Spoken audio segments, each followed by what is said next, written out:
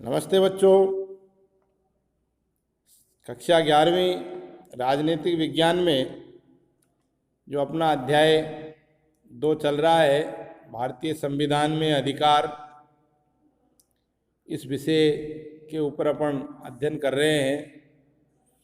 पिछले 2 वीडियो में भी अपन ने संविधान के मूल अधिकारों का विश्लेषण किया, जिसमें समता का अधिकार और स्वतंत्रता का अधिकार। आज एक तीसरा मूल अधिकार को लेकर एक नए वीडियो के साथ मैं आपके समक्ष हूँ। और आज का जो अपना विषय है, शोषण के विरुद्ध अधिकार और धार्मिक स्वतंत्रता का अधिकार। इन 2 मूल अधिकारों का अपन इस वीडियो में विश्लेषण करेंगे। वीडियो को ध्यान से सुने और समझने के लिए अंत तक इस वीडियो को देखें। साथ ही लाइक एवं सब्सक्राइब भी करके रखें। देखिए, अपन देखते हैं शोषण के विरुद्ध अधिकार से क्या आशय है। अपने देश में करोड़ों लोग गरीब, दलित, शोषित और वंचित है, या ऐसे लोग जिनका शोषण समाज के द्वारा किया जाता है, जिसके अंतर्गत देश में बेगार प्रथा, बंधुआ मजदूरी या कम मजदूरी देना आदि आदि कार्य समय समय पर हमको दिखाई देते हैं। इसी प्रकार से शोषण का एक प्रकार लोगों को दास के रूप में खरीदा और बेचा जाता था, अर्थात मानव खरीद फरोख्त। इन दोनों प्रकार के शोषणों पर संविधान प्रतिबंध लगाता है और ऐसे करने वाले लोगों के विरुद्ध नागरिकों को संवैधानिक अधिकार प्रदान करता है, जिसके अंतर्गत यदि किसी व्यक्ति को बंधुआ मजदूर बनाकर रखा जाता है या बेगार कराई जाती है या उसको उचित मजदूरी का पारिश्रमिक नहीं दिया जाता है, तो ऐसे व्यक्ति को दंडनीय अपराध मानते हुए उनके खिलाफ न्यायिक प्रक्रिया की जा सकती है। देश में अभी भी खास तौर से ईंट भट्टे के काम में या बड़े बड़े हाईवेज निर्माण के कार्य में काम करने वाले मजदूर या श्रम के लोगों को बंधुआ मजदूरी कराई जाती है। अब इसे अपराध घोषित कर दिया गया है और एक प्रकार से ये दंडनीय अपराध भी है।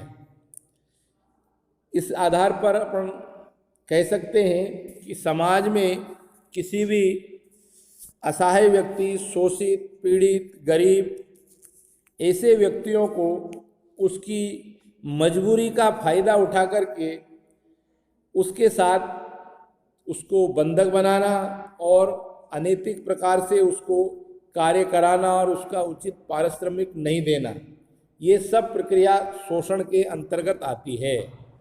तो भारतीय संविधान में इसको एक लोगों का मूल अधिकार के रूप में जोड़ा गया है, ताकि व्यक्ति अपने इस प्रकार की गतिविधियों को रोकने के लिए न्यायिक प्रक्रिया के द्वारा अपना बचाव कर सकता है। तो शोषण का विरुद्ध अधिकार के द्वारा समाज में एक समरसता और व्यक्ति को उचित सम्मानजनक स्थिति प्रदान की जा सकती है। इसी में ही आगे कहा गया है कि संविधान के अनुसार 14 वर्ष से कम आयु के बच्चों को किसी कारखाने, खदान या अन्य जोखिम भरे किसी खतरनाक कार्य में नियोजित नहीं किया जाएगा। और इसी प्रकार से बाल श्रमिक को अवैध बनाकर उसे शिक्षा को बच्चों का मौलिक अधिकार बनाकर शोषण के विरुद्ध संवैधानिक अधिकार को और अधिक अर्थपूर्ण बनाया गया है। इसका तात्पर्य यह है कि संविधान में 14 वर्ष तक से कम आयु के बच्चों को किसी भी प्रकार के कार्य पर आप नहीं लगा सकते, अर्थात वो उस समय शिक्षा अधिकार के अंतर्गत उसको अपना विकास करना होता है।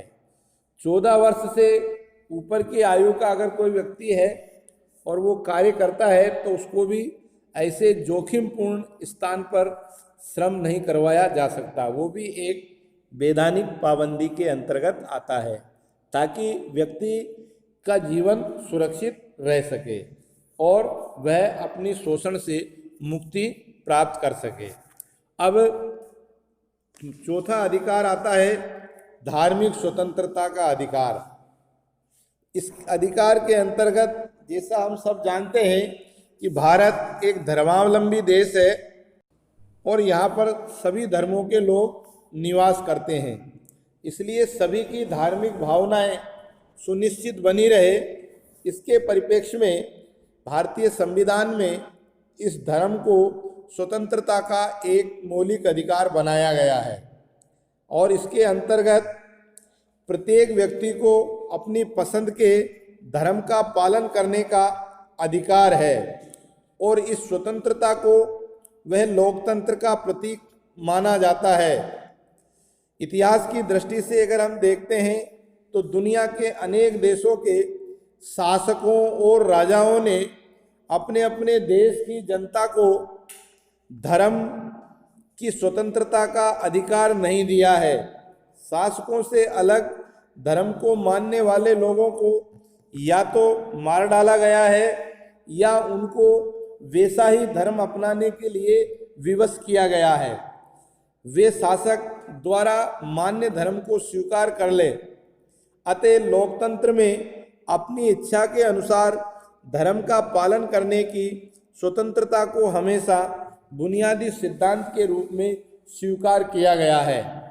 इसका तात्पर्य यह है कि किसी भी व्यक्ति को अपने मन और अपनी मूल संस्कृति के अनुरूप अपने धर्म को मानने, उसकी कार्यप्रणाली को अंजाम देने, उसकी विचारों को प्रचार प्रसार करने, उसके आस्था के केंद्रों को स्थापित करने, इन सब की पूर्ण रूप से भारत में नागरिकों को छूट प्रदान की गई है, ताकि भारत के अंदर सभी धर्म के लोग एक सामंजस्यता के साथ में रह सके।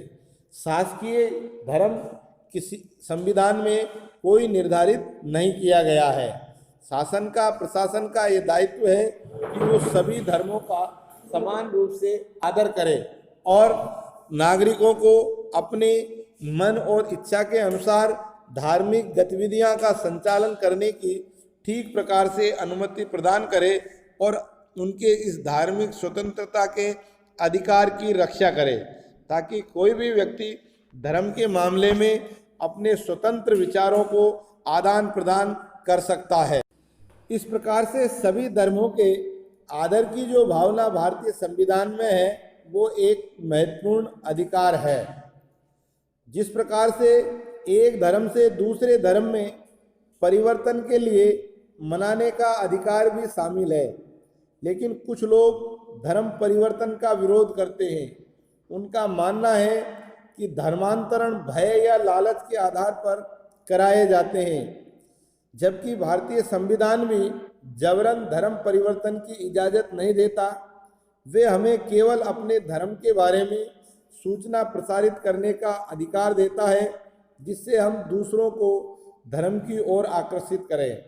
इस बात का तात्पर्य यह है कि भारतीय संविधान में व्यक्ति को धार्मिक स्वतंत्रता की बात कही गई है, अर्थात कोई भी व्यक्ति अपनी इच्छानुसार किसी भी धर्म को अपनाए, किसी भी धर्म की पूजा पद्धति मान्यता को वह अपने जीवन में आत्मसात कर सकता है। इसके ऊपर कोई प्रकार की पाबंदी नहीं होनी चाहिए।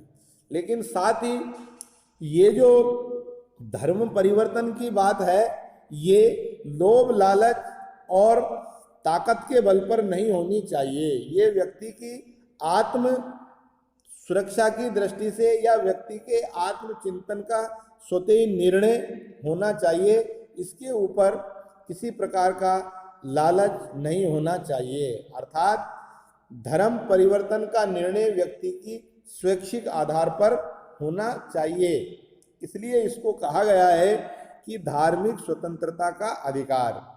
अब इसमें दिया गया है कि इसके अंतर्गत कोई भी व्यक्ति अपनी इच्छानुसार अपना धार्मिक परंपराएं, मंदिर, मस्जिद, गुरुद्वारा, इन धार्मिक पवित्र स्थलों की स्थापना कर सकता है, प्रार्थना कर सकता है, अपने विचारों को फैला सकता है। दूसरी स्थिति इसी में है सभी धर्मों की समानता। संविधान इस बात की भी इजाज़त देता है कि विभिन्न धर्मावलंबियों का ये भारत देश होने के कारण ये जरूरी है कि सरकार विभिन्न धर्मों के साथ समानता का बर्ताव करे। इसका तात्पर्य यह भी है कि सरकार किसी विशेष धर्म का पक्ष नहीं लेगी, अर्थात भारत का कोई राजकीय एवं शासकीय धर्म निर्धारित नहीं है।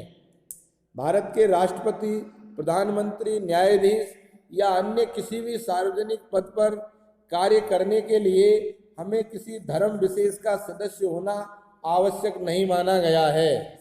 इसीलिए समानता के अधिकार के अंतर्गत भी हमने इस बात को समझा कि सभी नागरिकों को इस बात की गारंटी प्रदान की गई है कि उन्हें सरकारी नियुक्तियों में किसी भी संबंध में सरकार धर्म के आधार पर भेदभाव नहीं करेगी, नहीं किसी व्यक्ति विशेष को कोई धार्मिक शिक्षा दी जाएगी या उसे किसी धर्म विशेष की मान्यताओं को अपनाने के लिए उसके ऊपर दबाव रखा जाएगा।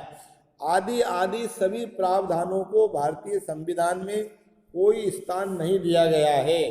अर्थात भारत को एक धर्मनिरपेक्ष देश मानते हुए यहाँ के नागरिकों का जीवन शैली भी धर्मनिरपेक्षता की ओर बल देती है।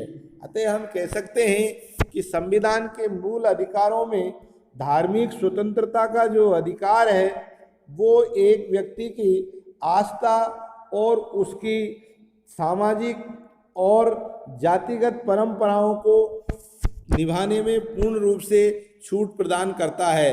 इसलिए भारतीय संविधान निर्माताओं ने बखूबी रूप से भारत की विविधता और यहाँ निवास करने वाले अल्पसंख्यक समुदाय के लोगों के हितों की रक्षा की दृष्टि से यह मूल अधिकार इसको घोषित किया है, ताकि भारत के अंदर सभी धर्मों को एक दृष्टि से देख करके उन सभी का समान रूप से आदर किया जाए, सम्मान किया जाए और देश के अंदर एक सामंजस्यता और धर्मनिरपेक्षता की मिसाल स्थापित कर एक नया इतिहास दुनिया के सामने प्रस्तुत किया जा सकता है।